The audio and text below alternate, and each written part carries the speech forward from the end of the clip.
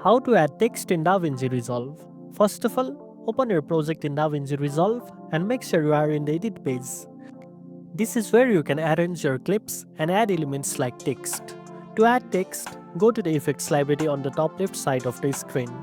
Inside the library, open the toolbox section, then click on titles. You will find several options like text, text plus, and other presets.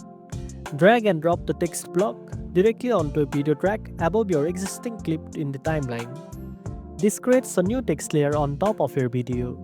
Now, click on the text clip you just added. Go to the inspector panel on the top right. If it's hidden, you can turn it on by clicking the inspector button. Here you will see settings where you can type in your custom text. You can also change the font, size, color, position, and alignment right from this panel. If you want to move the text around on the screen, use the on-screen controls in the preview window or adjust the position sliders in the inspector.